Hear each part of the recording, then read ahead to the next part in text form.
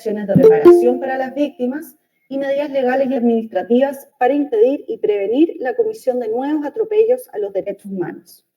Mañana, 4 de marzo, se cumplen 30 años del discurso que dio el presidente Elwin para presentar los resultados de la Comisión RETIC. Hoy, la crisis social iniciada el 18 de octubre de 2019 impone nuevos desafíos en materia de derechos humanos y nos invita a observar el pasado, rescatar lecciones y enfrentar el presente. Para comenzar, cedo la palabra al director del INH, Sergio Mico Aguayo. Quisiera dar las gracias por la presencia de todos y todas ustedes en este conversatorio.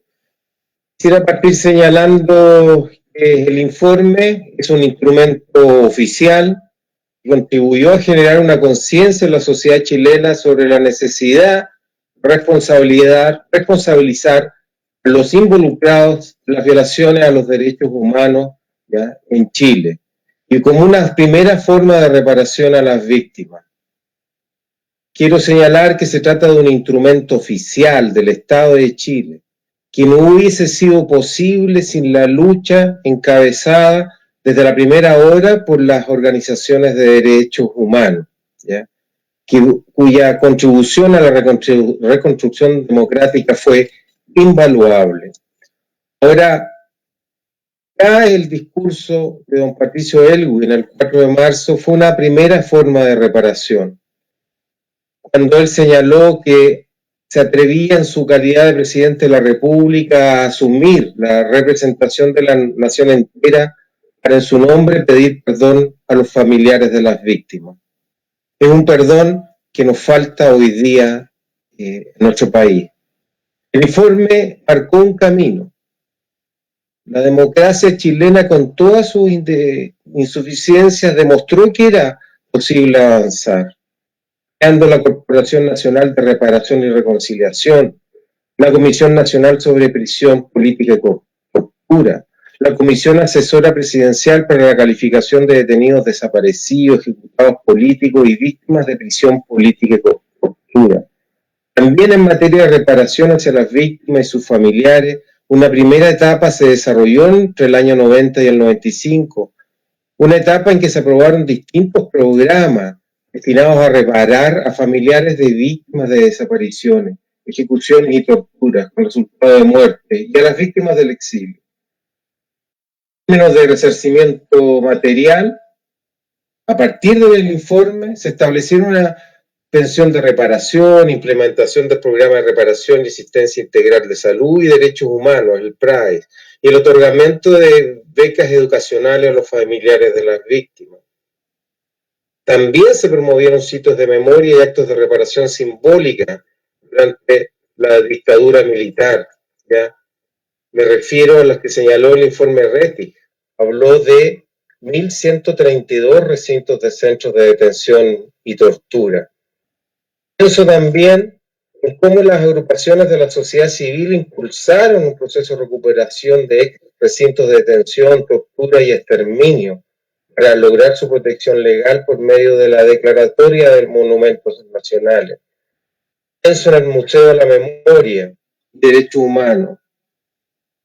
Y pienso también en la creación del Instituto Nacional de Derechos Humanos, que también fue una idea promovida por el informe RETIC. También en materia de justicia, de los 1.373 agentes de la dictadura del general Pinochet enfrentaron a la justicia. 495 de ellos se encuentran procesados, 216 acusados y 662 condenados. Ahora bien, entonces, podemos ver que se hizo un enorme esfuerzo, pero un esfuerzo insuficiente, y que he querido poner en este momento este listado de cosas que hemos realizado, pero no las que no realizamos. Por lo pronto, en materia de justicia, el dictador murió, no en la cárcel. En materia de reparación, se hicieron cosas, pero hubo grandes insuficiencias. Pero me he querido quedar en este momento positivo.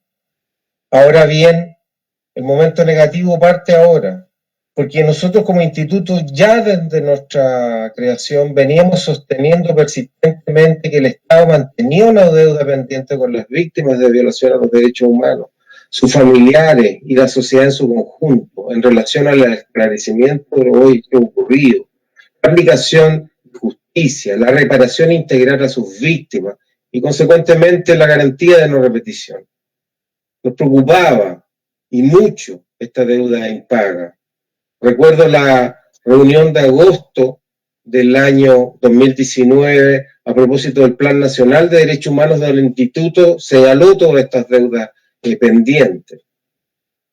La incapacidad de cumplir con nuestro deber del nunca más, violación a los derechos humanos en Chile, nos preocupaba, nos dolía, pero jamás previmos la magnitud de las consecuencias de esta deuda. Vino el 18 de octubre del 2019, las más graves violaciones a los derechos humanos ocurridas desde el retorno a la democracia. Como tras una noche de horror, con febril velocidad y pasmosa intensidad, nos volvimos a encontrar con un pasado que quisimos olvidar. Hoy nos encontramos nuevamente abocados a las tareas de verdad, justicia, reparación y garantías de no repetición. La región de O'Higgins. Hace un mes atrás, el Instituto presentó su primer informe de seguimiento a las 15 recomendaciones que hicimos en el informe anual 2019, informe anual preliminar, que este año avanzaremos en su concreción. Lo hicimos ¿por qué en Rancagua? Porque lo hicimos presente y honrados con su presencia de Esteban Carter y su pareja, quien es la única víctima en haber obtenido justicia en un tribunal de la República. Solo una de las 2.922 víctimas que confiaron en el instituto al momento de hacer su denuncia. En este primer informe de seguimiento, quiero señalar que está publicado en nuestra página web y que invito a leer. Nos hacemos cargo de 5 recomendaciones, las que consideramos como consejos las más urgentes y que buscan alcanzar 3 grandes objetivos: poner fin a las graves violaciones a los derechos humanos, avanzar más rigurosamente en verdad y en justicia. En tercer lugar, muy importante, establecer medidas concretas para la reparación de las personas cuyos derechos fueron vulnerados.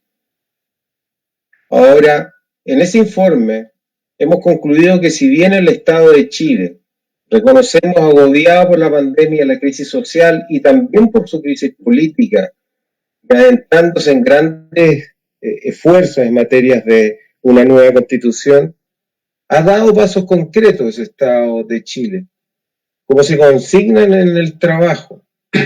Pero si hoy el instituto tuviese que emitir un juicio definitivo, a pesar de lo hecho, el Estado de Chile no está cumpliendo con sus deberes para con la verdad, la justicia, la reparación y las garantías de no repetición. Si hoy día tuviésemos que emitir un juicio, estamos más cerca de la impunidad que de la verdad y de la justicia. Ahora, miremos el futuro. Estamos, como les decía, más cerca de la impunidad que de la verdad y la justicia, y por eso mismo tenemos que apurar el tranco. Miremos el futuro inmediato, el que está golpeando ya las puertas de nuestra conciencia nacional. A octubre de este año, 6 meses más, habrán pasado 2 años del estallido social, un tiempo más que suficiente para saber si el Estado democrático de derecho chileno puede avanzar de forma mucho más rápida en las materias de verdad y justicia. Termino. A principios de los años 90 del siglo pasado, José de Salaquet, tan importante rol tuvo en la Comisión Rettig, definió la reconciliación en términos del reencuentro democrático, de recuperación de ciertas formas democráticas de convivencia social y política que en Chile perdimos el 11 de septiembre del 73, donde todos cuenten, él decía, con una igual dignidad, donde se haga posible la democracia, donde no sea posible la regresión autoritaria y donde la víctima pueda relacionarse con su agresor sin temor. Ese fue el desafío que nos planteó José Salaquet. Nosotros como Consejo hoy día hablamos del reencuentro democrático de todas y todos los chilenos en la verdad, en la justicia, en la reparación y en las garantías de no repetición. Estamos lejos de ello. Y por lo mismo, el Instituto reforzará el cumplimiento de su deber.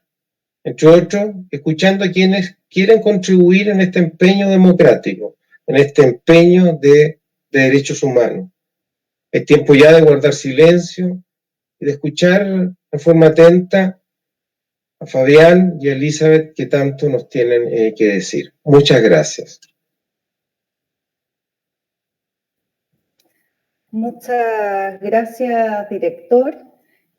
A continuación vamos a darle la palabra a Fabián Salvioli, relator especial de Naciones Unidas.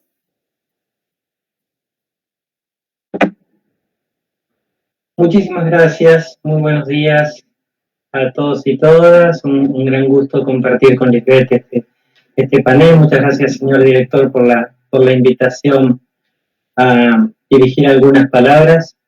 En el año 1988 yo tenía 25 años y crucé la cordillera para ayudar en la campaña por el no, en aquel plebiscito histórico que determinó que el dictador no iba a continuar en el poder y abrió la puerta para las elecciones democráticas que generaron una transición efectivamente difícil. Recuerdo eso con mucho cariño y con el mismo compromiso y afecto por el pueblo y la sociedad chilena, y particularmente con las víctimas de violaciones a los derechos humanos que se cometieron en esa época. Naturalmente, la transición fue difícil. Y fue difícil las transiciones en otros lugares. En la República Argentina, el poder militar quedó relativamente debilitado por la guerra de Malvinas. Pero en Chile no. El dictador tenía una gran cantidad de apoyo. La constitución que continuaba era la constitución de la dictadura y el dictador se quedaba como senador vitalicio. Es importante comprender esto para entender el valor que ha tenido el informe Rettig en ese momento. Y yo comparto las palabras que indicaba recién nuestro querido director. La Comisión Rettig trabajó con muchos problemas, muchas presiones, se vivía un ambiente muy difícil en esa época.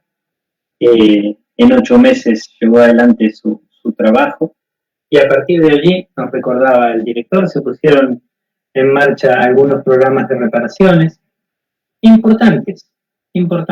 En mi informe sobre programas nacionales de reparaciones presentado al Consejo de Derechos Humanos hace 2 años, rescaté algunos elementos de ese programa nacional de reparaciones, pero además abrió la puerta a algo mucho más importante, a la Comisión Walech, que llevaron adelante el presidente Lagos y la expresidenta Michelle Bachelet, hoy alta comisionada para los derechos humanos de Naciones Unidas, que pudo documentar casi 10.000 víctimas más de las que aparecían en el informe Rettig, que estaba muy limitado en su mandato en inicio.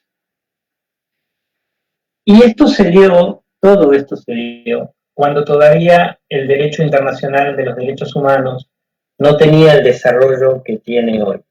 Por eso digo que fue una buena base para el avance. No existían los principios Schwanet de reparaciones del año 1997. No existía la consagración del derecho a la verdad en la jurisprudencia de la Corte Interamericana de Derechos Humanos, que apareció un poco después. No no existía la extraordinaria jurisprudencia de la Corte Interamericana que anuló todas las leyes de amnistía o las leyes de impunidad o indultos para crímenes contra la humanidad o para violaciones graves de derechos humanos, que se dio a partir de 1999-2000. Y entonces, hoy, el informe Rettig y lo actuado en ese momento es, y también comparto con el director, insuficiente, naturalmente insuficiente.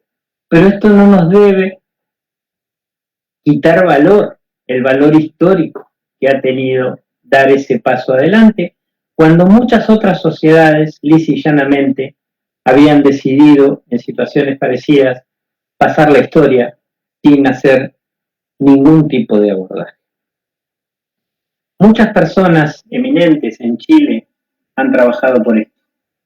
Roberto Garretón, por ejemplo, a quien quiero naturalmente rendir un gran homenaje, querido amigo. Pero hoy estos estándares no son aceptables.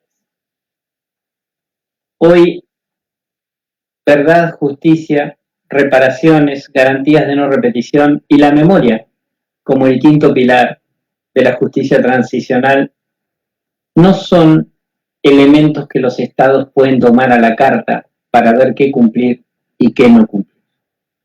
Son obligaciones jurídicas que se derivan con claridad de la obligación de garantía de los derechos humanos y que no se traducen en algo meramente formal o en una cuestión doctrinaria. Ya vemos las consecuencias de no haber hecho una profunda reforma en el aparato del Estado a nivel de fuerzas de seguridad, las consecuencias dramáticas que han tenido en Chile en el año 2019 con las violaciones de derechos humanos inaceptables, propias de otra época. Pero eso es porque ha fallado uno de los componentes, que son las medidas para las garantías de no repetición. La Comisión de la Verdad en aquel momento estaba integrada por 6 hombres y 2 mujeres. Hoy no sería así. Además, hoy la Comisión de la Verdad tendría que estar naturalmente muy imbuida de perspectiva de género y con personas especializadas en determinados tipos de crímenes que se cometen con base en la discriminación de género. Esto lo he señalado en mi último informe, precisamente sobre género, a la Asamblea General de Naciones Unidas en el mes de octubre del año pasado. En materia de justicia, naturalmente ya no sería aceptable que el dictador no sea juzgado y que no sean juzgados todos los responsables. Subsiste aquella pregunta que Rafael Lemkin hacía cuando se discutía la Convención contra el Genocidio. ¿Cómo es factible que un homicidio reciba todo el peso de la ley y cuando son 400 o 500 o 1000, no? No es eso hoy aceptable y por supuesto siempre hay que avanzar en los caminos de la búsqueda de justicia, que es justicia, que no es venganza, que es lo contrario precisamente de la venganza. El mecanismo institucional de persecución penal con garantías y luego la sanción cuando se encuentran las personas responsables es precisamente lo que una sociedad democrática hace para evitar hechos de venganza y para consolidar la justicia. Y las reparaciones que naturalmente deben ser integrales. En toda la dimensión de reparación integral que se ha construido naturalmente bajo el derecho internacional de la persona humana.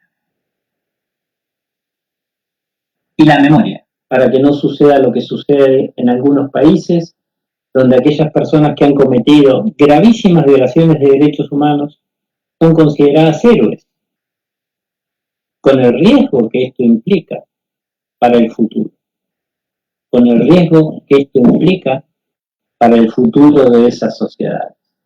Cuando vemos atrocidades, siempre decimos que nunca más se van a volver a cometer. Pero la historia no muestra eso. El nunca más no es un eslogan. Se tiene que construir y se tiene que construir día a día. Y por supuesto, para las garantías de no repetición.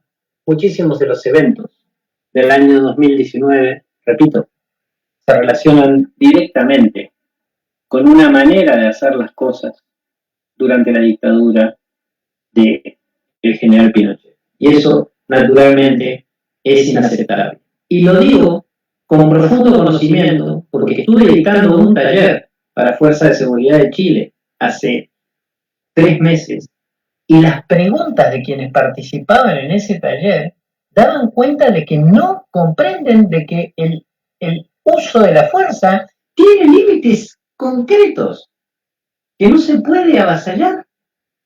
Digamos, yo me quedé muy asombrado de las preguntas que recibía de quienes participaban y sinceramente sentía mucho miedo de que alguna de esas personas porten un arma en nombre del Estado, porque mañana el Estado es responsabilizado internacionalmente, obviamente, y porque la seguridad de la población no es tal, no es seguridad cuando hay personal de seguridad que no comprende los límites democráticos bajo los cuales debe actuar en el marco incluso de la represión de la protesta social o cualquier otra actuación de la ley. El uso legítimo de la fuerza tiene límites claros, no hay que inventar nada, simplemente hay que capacitar a la fuerza de seguridad para que las respeten debidamente. Tuve una relación muy afectuosa con Pepe Salaquet, que ya nos ha dejado. Pero también tuvimos bastantes debates, es cierto. Ambos pertenecimos a Amnistía Internacional. Yo era un joven que ingresaba a la organización cuando ella integraba el Comité Ejecutivo Internacional de la entidad. Notó el cariño y el respeto a la memoria de Pepe. Voy a decir que no comparto su opinión. No comparto que la reconciliación implique que las víctimas se relacionen con su agresor sin temor. Las víctimas no tienen por qué relacionarse con su agresor, ni por qué reconciliarse con su agresor. Yo no tengo ningún interés en reconciliarme con quien me ha torturado. Y que se me fuerce a eso es una revictimización. ¿Qué implica entonces la reconciliación? La reconciliación es la recuperación de la confianza de la sociedad en el Estado. El Estado se ha peleado con la sociedad cuando en lugar de ser una máquina de garantizar derechos humanos, se ha convertido en una máquina de violar derechos. Y reconciliar a la sociedad con el Estado solo se hace a partir del cumplimiento de estos 5 pilares que son ineludibles: memoria, verdad, justicia, reparaciones y garantías de no repetición. Lo que implica, efectivamente, una verdadera democracia. Una democracia es aquella en la cual todos los órganos del Estado trabajan para respetar y garantizar los derechos humanos.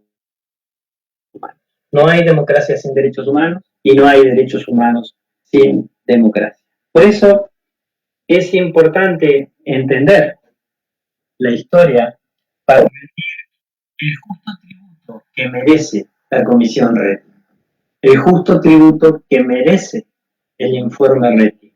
Ha sido un jalón imprescindible e importante, pero no hay que conformarse con eso, hay que avanzar para alcanzar los estándares contemporáneos en materia de memoria, verdad, justicia, reparaciones y garantías de no repetición.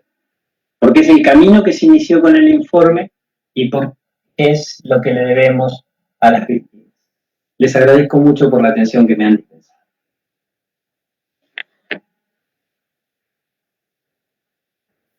Muchas gracias, Fabián Salvioli, relatora especial de Naciones Unidas.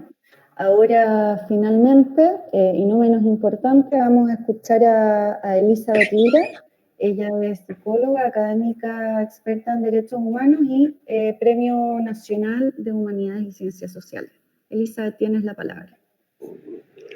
Bueno, agradezco al Instituto esta invitación para reflexionar juntos en un día tan importante, tan significativo en su momento, el que fuera posible hacer la Comisión de la Verdad y que fuera posible informarle al país de lo que esa comisión había encontrado.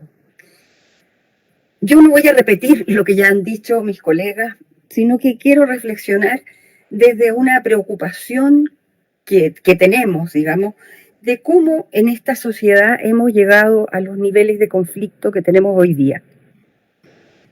Y buscando entender qué es lo que pasa en las sociedades que han tenido, pero qué es lo que pasa no solo en las sociedades, sino que en las víctimas que han tenido experiencias brutales, me encontré con una investigación que se hizo sobre los sobrevivientes de Hiroshima y Nagasaki, que fueron ciudades destruidas por una bomba atómica el 6 y 9 de agosto de 1945. Estados Unidos lanzó 2 bombas atómicas en Japón y no sabemos el número de muertos, pero sí de los sobrevivientes. Y a esos sobrevivientes en japonés se los denomina ibakuya. Ellos sufrieron quemaduras, heridas que marcaron sus cuerpos y sus rostros. Pero sin embargo, muchos de los efectos de la radiación son invisibles. Y eso afectó emocionalmente a la gente porque no sabía cuál iba a ser su futuro. El miedo afectó su salud emocional y los lanzó a buscar una vida soportable después de la bomba. La gente de la sociedad creía que ellos eran contagiosos y buscaban aislarlos. Las heridas físicas, las apariencias, el temor a que los efectos de la radiación se le pudiera pegar a otros y los traumas de los sobrevivientes llevaron a que muchos fueran discriminados por su condición. Y su defensa fue ocultar las cicatrices, ocultar su condición y no hablar de ello. En muchos lugares, la discriminación hacia ellos era activa y agresiva. Y el registro que ellos hicieron en esa investigación fue decir que lo que los puso en la posición más vulnerable en la sociedad fue la discriminación silenciosa, que tenía que ver con la negación del impacto real que había tenido la bomba sobre ellos. Y lo que ellos dijeron fue que sientes la discriminación en tus interacciones sociales al darte cuenta que a lo largo de tu vida has recibido un trato injusto. A ese malestar se sumaba la culpa por no haber ayudado a otros, por verlos morir, por el dolor. Y los estudios muestran un sufrimiento muy prolongado que se agudiza con el trato que la sociedad le da a esos sobrevivientes. Es decir, con el aislamiento, la exclusión, la discriminación. ¿Y por qué traigo esto a colación? Porque las familias que sufrieron tortura, desaparición forzada o la ejecución de sus familiares durante mucho tiempo no pudieron hablar sobre eso. Algunos lograron contar lo que les había ocurrido cuando salieron del país, otros cuando pidieron ayuda en la Vicaría de la Solidaridad. Pero eran espacios privados, donde la mayoría de la sociedad chilena ignoraba o negaba que estos hechos hubieran ocurrido. Y la mayoría de las víctimas vivieron durante los 17 años de la dictadura el sufrimiento que tenían como un asunto privado, padeciendo silenciosamente y ocultando sus huellas físicas y psicológicas. Por eso la creación de la Comisión de la Verdad y Reconciliación permitió recoger desde un lugar poderoso como es la Presidencia de la República la información que cada una de estas personas entregó, pero que fue posible de realizar en casi menos de un año por el conjunto de archivos que se habían construido durante la dictadura. Y el 70% de las denuncias provinieron de los archivos documentados previamente.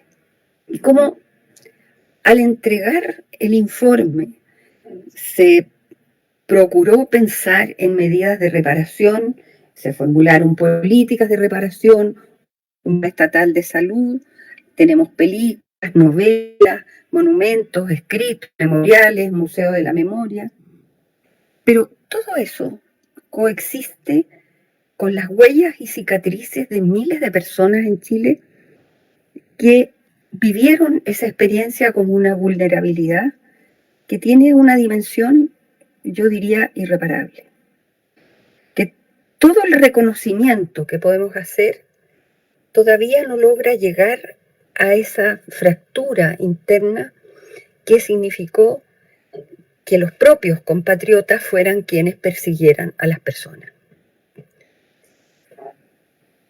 Y cuando Sergio y Fabián, las cosas que se han hecho, hemos hecho muchas cosas para reconocer que esas situaciones ocurrieron, hay judiciales, hay sentencias.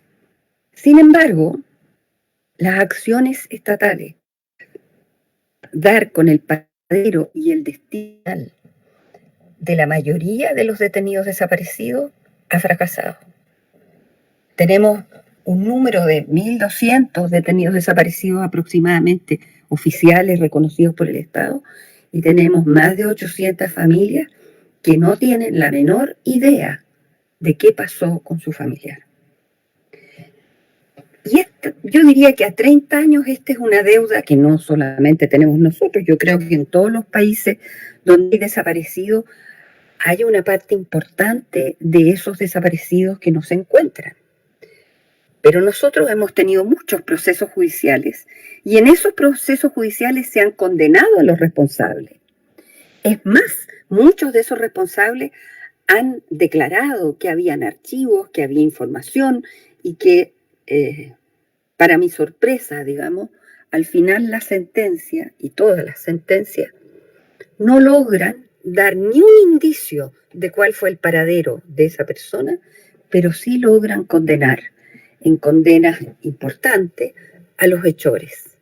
Ahí hay una brecha, hay algo que no hemos podido resolver, que intentamos resolver. Cuando se hizo la mesa de diálogo se intentó lograr información útil que permitiera saber sobre el paradero de los desaparecidos. La información fue insuficiente, pero no solamente insuficiente, sino que irregular, falsa en algunos casos, con lo cual se generó una desconfianza muy grande en la posibilidad efectiva de encontrarlos. Por otra parte, si enumeramos todas las políticas de reparación, yo diría que todas las víctimas reconocidas por el Estado tienen alguna posibilidad de recibir una reparación individual y en algunos casos una reparación colectiva, cuando las comunidades han logrado hacer sitios de memoria, memoriales y lugares donde se convocan a recordar, a pensar, a educar a las nuevas generaciones. Y quizás en todas estas medidas de reparación, yo creo que muchas veces no le damos tanta importancia al acto simbólico, profundamente emotivo, de Patricio Aylwin pidiendo perdón en nombre del Estado a los familiares de las víctimas. Él no era responsable directo de lo que había ocurrido, pero era representante de la continuidad del Estado. Y en nombre de esa continuidad, él consideró que el Estado de Chile es responsable de esas víctimas.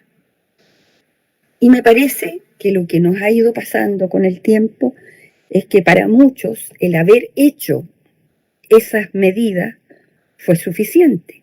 Sin embargo, hay una parte de nuestra sociedad que cada cierto tiempo ridiculiza las reparaciones del Estado y han hecho artículos en los diarios hablando de la gente que vive del fisco, ¿no?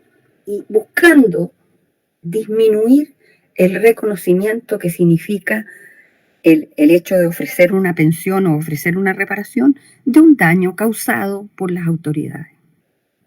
Y un daño cuyas secuelas, cuyas cicatrices, a veces han durado décadas. Y quizás si nosotros volvemos a mirar la sociedad como un conjunto, podemos enumerar muchos otros sobrevivientes en la historia de nuestro país, reconociendo el sufrimiento padecido y la capacidad de muchos de sostener la dignidad como el fundamento de su sobrevivencia. Eso quedó muy plasmado en la Comisión Balich, donde miles de personas concurrieron a denunciar algo que les había ocurrido, pero buscando de esa manera colocarlo en la sociedad, de tal manera que la gente no diga que no sabe, sino que pueda responsabilizarse de eso. Entonces nos preguntamos, ¿no? Porque el centro de la disputa en el último periodo ha sido la indignidad a la que se ha sometido a millones de personas, y por eso el reclamo es por la dignidad. Ese es el centro del reclamo del estallido social. Y eso nos muestra una vez más que la paz social se funda en el reconocimiento y reparación de las víctimas, en el reconocimiento de los abusos y de las injusticias. Y, sobre todo, el poder identificar que hay condiciones sociales que son las que reproducen el abuso y la injusticia. Entonces, ¿hasta dónde nosotros trabajamos? Cuando uno trabaja desde la salud mental o trabaja desde las acciones de los organismos de derechos humanos, trabaja con las consecuencias que las víctimas padecen de los acontecimientos en que se han violado sus derechos. Pero pocas veces nos ponemos en la cabeza que lo que tenemos que hacer no solamente es prevención y educación en la prevención, sino que poner en evidencia el abuso como una forma de relación social que hay que superar. Y el abuso y la injusticia son los que alimentan las odiosidades, las rabias, los resentimientos y muchas de las cosas que nos resultan inexplicables de lo que hemos vivido en los últimos 2 años. Porque han persistido en la sociedad diferencias, desigualdades y violencia, y nosotros, no nos podemos conformar con el hecho de haber tratado de hacer lo mejor posible con las víctimas de la dictadura. Yo creo que tenemos que preocuparnos de las víctimas recientes y tenemos que preocuparnos de una manera que busque que no sean objeto de discriminación como los sobrevivientes de Hiroshima y Nagasaki. Porque la disputa es por la dignidad y la disputa es por el reconocimiento. Y entonces tenemos que valorar que haya una sociedad que se ponga en la perspectiva de cambiar la Constitución, por ejemplo, para poder erradicar ciertas formas de relación que son las que producen la injusticia y la discriminación.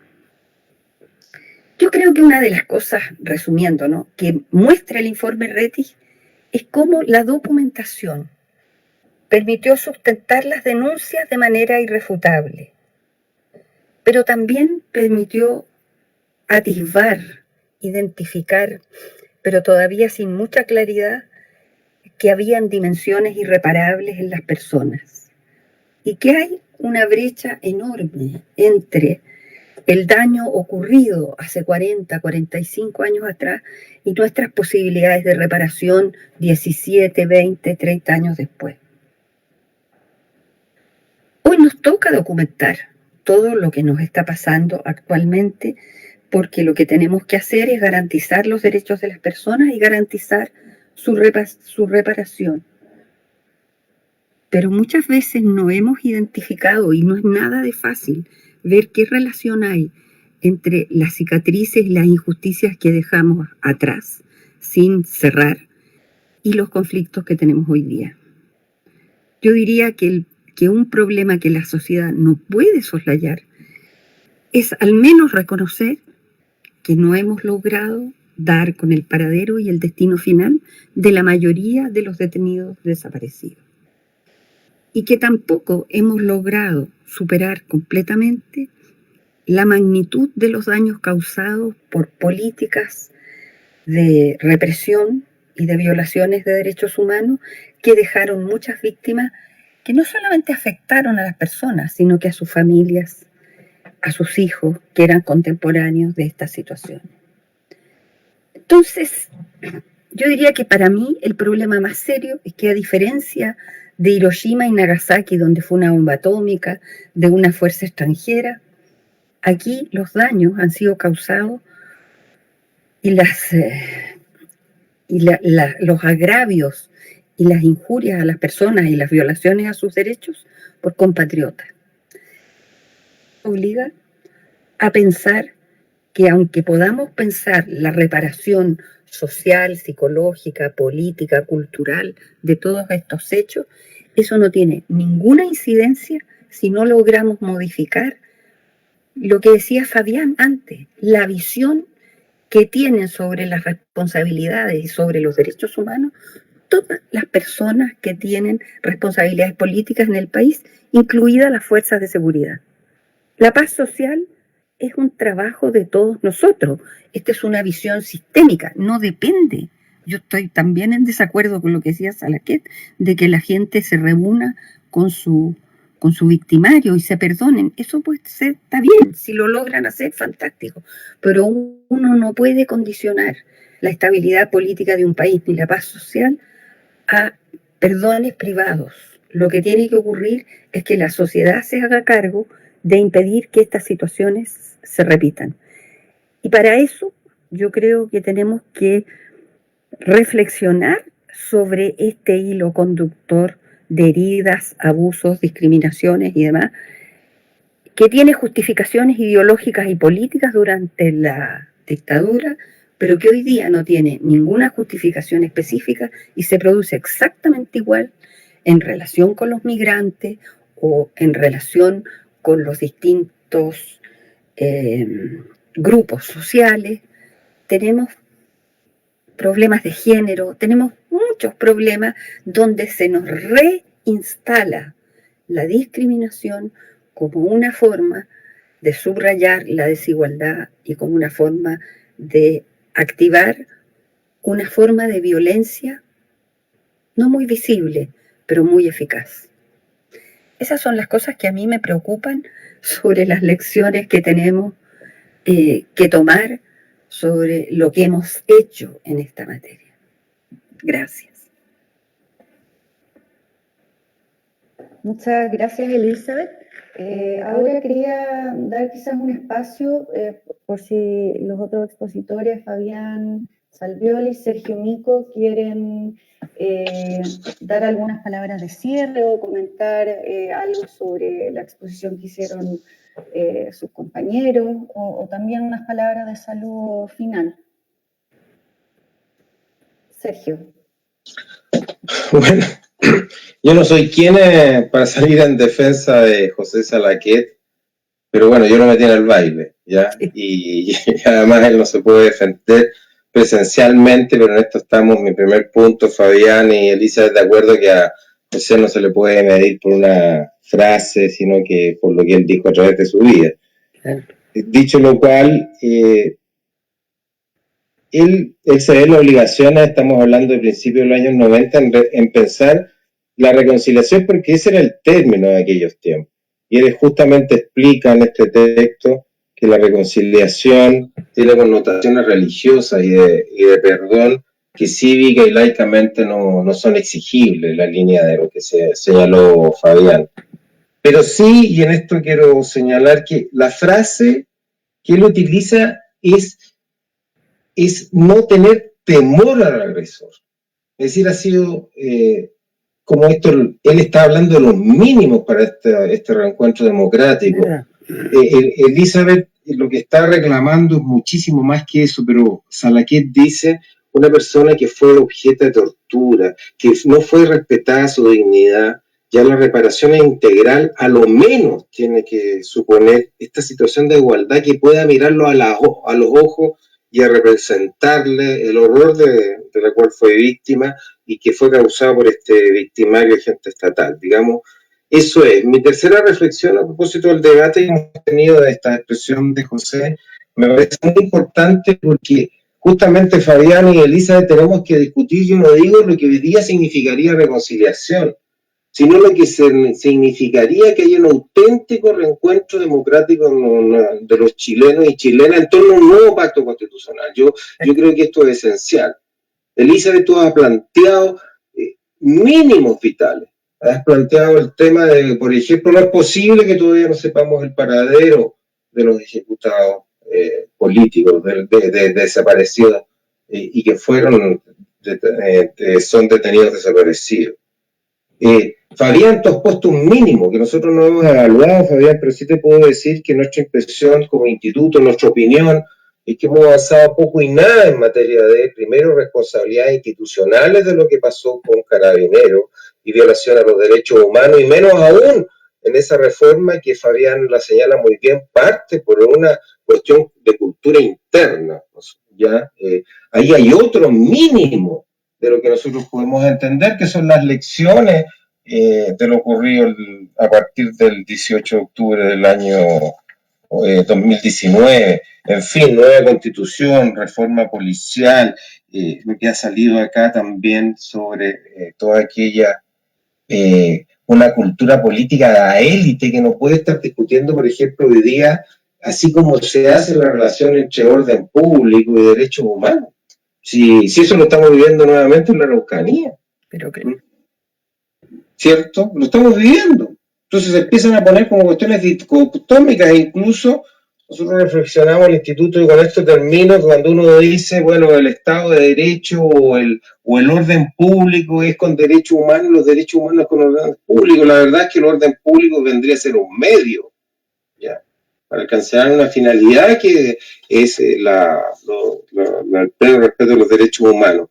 Pero termino entonces con lo que empecé. Yo creo que José Salaquet hoy día nos invitaría a pensar en eso. Es decir, no en reformular la reconciliación, sino que hoy día lo que él justamente hablaba de este reencuentro democrático. Y yo diría cuáles son los mínimos vitales ya de esto, pero cuáles son los máximos. El derecho, y me hace mucha fuerza, Fabián, yo fui elegido por los decanos y decanas de todas las facultades de Chile como consejero. Y el derecho es un mínimo ético, el derecho penal. Y yo entiendo sobre todo el desafío de los derechos internacionales, de los derechos humanos, como una exigencia que va mucho más allá. Y tú has hecho bien, el informe Rettig fue un tremendo paso adelante. Yo creo que Chile, en ese sentido, partió haciéndolo muy bien, pero nos fuimos quedando atrás y atrás, incluso con respecto a la evolución del derecho internacional de los derechos humanos. Y eso también, Fabián, me hace mucho sentido tu exposición. Muchas gracias. Muchas gracias, Sergio. Ahora quería ver si es que a alguien más le gustaría tomar la palabra y decir algunas palabras finales.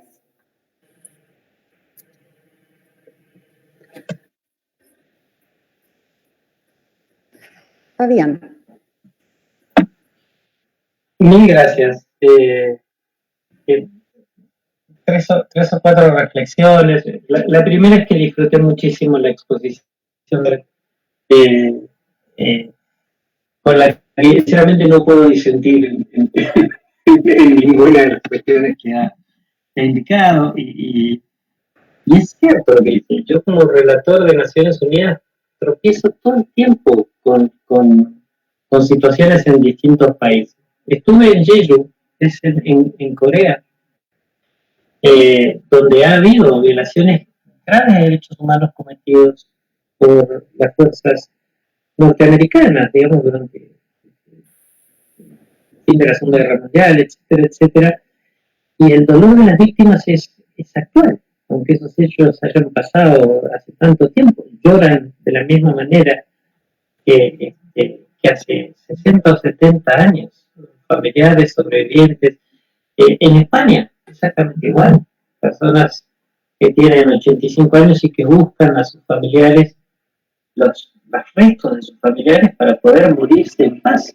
Digamos. Entonces, esto, por supuesto, no podría estar más que de acuerdo con lo que ha indicado Elizabeth en general.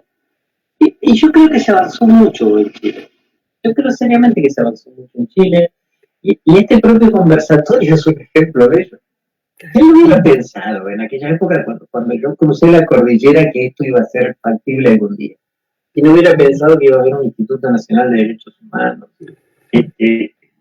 elaborando políticas democráticas, etcétera, etcétera, en aquellos años de plomo. Hubiese sido ficcional pensar eso. Así que, por supuesto que se avanzó muchísimo.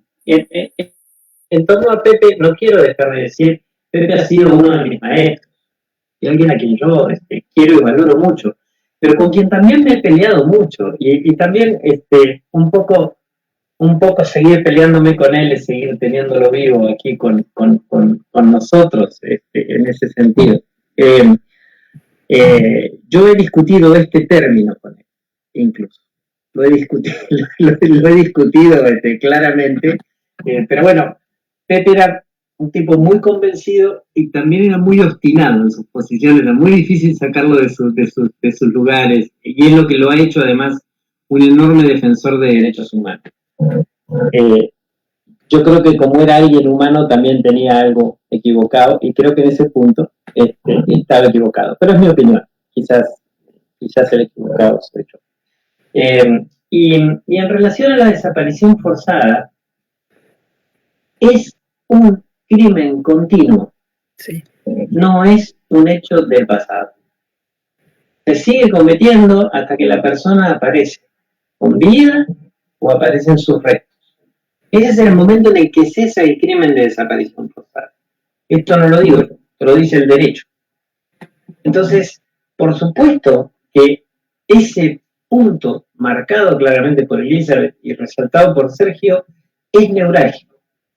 Y no es solo algo que se debe a las familias, que por supuesto eso ya debería bastar. Es que hay que poner fin al crimen. Y la única manera de poner fin al crimen es que la persona aparezca con vida o que aparezcan sus restos, digamos, para darles la sepultura de acuerdo a las creencias de sus familiares, que es de toda humanidad efectivamente hacer esto. Pero yo soy optimista en relación al futuro de Chile. Soy optimista porque veo una juventud pujante en las calles, y mi esperanza es que la clase política tome debida nota para avanzar en el plano que hay que avanzar. Y tomo finalmente lo que dijo Sergio como palabras propias. Los derechos humanos no tienen que ser una cuestión de un partido político, de una determinada. Tiene que ser una cuestión de Estado. Es que el Estado está para respetar y garantizar derechos humanos. Ese es el fin del Estado democrático. Y entonces, digamos, no debería ya discutirse si se puede avasallar la ley en el uso de la fuerza o no. Ninguna persona democrática podría sostener que una fuerza armada pueda actuar al margen de la ley. Sencillamente esa cuestión. Y todo lo hecho en educación en memoria y los trabajos de museos y demás al que se refería Elizabeth es fundamental, digamos, para construir un futuro en serio, en paz, en armonía, donde sí la sociedad como tal se reconcilie. Lo que no quiera decir de ninguna manera perdonar a los responsables de graves violaciones. El perdón es, como bien dijo Elizabeth, un hecho individual. Cada quien lo hace o lo deja de hacer conforme a lo que le parezca. Y no puede ser obligado de nadie o a nadie. Y ese hecho de ninguna manera debe eximir la realización de la justicia. Pues nada, y estas son mis reflexiones. Gracias. Muchas gracias, Fabián. Me gustaría destacar un temita muy corto, de darle la palabra a Elizabeth. Nuestro informe anual sobre la situación de derechos humanos de 2020 del Instituto Nacional de Derechos Humanos, abordó derechos humanos y COVID, pero también tenía un capítulo especial dedicado a los detenidos desaparecidos. Si es que cualquiera que está viendo esto desea después, en nuestra página web está el informe y pueden acceder a él para ver ese capítulo. Elizabeth, no sé también si tú quieres agregar unas palabras finales. Bien, yo creo que digamos, lo que hemos conversado hoy día muestra un enorme progreso de esta sociedad chilena que partimos en el año 90 con la expectativa de que la reconciliación política era la impunidad completa de todos los crímenes cometidos anteriormente. Y ya estaba vigente una ley de amnistía. Y precisamente la situación de delito permanente de la desaparición forzada fue generando dificultades para poder aplicar esta amnistía, pero también la información, las comunicaciones, las denuncias de las propias víctimas, la discusión política en la sociedad sobre derechos humanos, hicieron inviable el que uno pensara que un pasado oprobioso se resolvía echándole tierra después de los 90, cuando estábamos conectados por internet al mundo. Eso no es posible. Entonces, hasta cierto punto la tecnología puso dificultades específicas, pero también la voluntad política de una sociedad que no estaba dispuesta a pensar que el modo de convivencia tenía que estar hipotecado por echarle tierra a crímenes mayores y menores, como ocurrió desde el siglo XIX. Y ese cambio, que es un cambio cultural, es un cambio político, es un cambio, y fue un cambio de los jóvenes de esos tiempos, ¿no? Que vieron la necesidad de más verdad y más verdad. Y como dice una canción folclórica norteamericana, el problema con la verdad es que siempre pide más. Y entonces, una vez que tú entras en esa ruta, perdiste. Si quieres pensar que tu forma de convivencia debe basarse en el secreto y en la impunidad. Eso. Muchas gracias, Elizabeth. Quisiera agradecerle a los tres participantes, a Fabián Salvioli, a Sergio Mico y a Elizabeth Lira por haber dedicado este tiempo a hablar sobre un tema tan importante en un momento tan especial también que estamos viviendo como país. Las lecciones del pasado, sin duda, tienen que ser consideradas al momento de enfrentar los desafíos que tenemos hoy. Muchas gracias a todos y a todas quienes nos acompañaron en este conversatorio y que tengan un muy buen día.